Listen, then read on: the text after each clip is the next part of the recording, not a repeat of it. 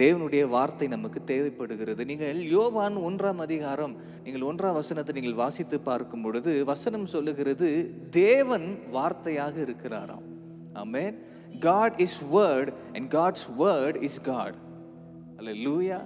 இயேசு கிறிஸ்து வார்த்தையாக இருக்கிறார். வார்த்தை தேவனாய் இருக்கிறபடினால அந்த வார்த்தையை வைத்து நமக்கு விரோதமாய் நடக்கிற யுத்தங்களை நம்மால மேற்கொள்ள முடியும்.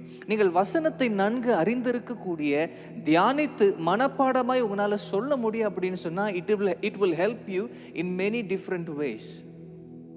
ஒரு பிரச்சனை இருக்கும் பொழுதோ, போராட்டம் இருக்கும் பொழுதோ, வார்த்தைகளை அறிந்து வைத்திருக்கக்கூடிய தேவ பிள்ளைகளா நீங்க இருக்கிறீங்க, வசனங்களை அறிந்திருக்கிற தேவ பிள்ளைகளா இருக்கிறீங்கன்னு சொன்னா அது உங்களுக்கு உதவியாக இருக்கும். ஒரு சோர்வு வரும் பொழுது, இல்ல சத்துருனுடைய அக்னி அஸ்திரங்கள் உங்களுக்கு விரோதமாக எரியப்படும் பொழுது, நீங்க தேவ வார்த்தையை தியானித்து வைத்திருக்கிறீங்க அப்படின்னா அது உங்களுக்கு பிரயோஜனமாக இருக்கும். அல்லேலூயா.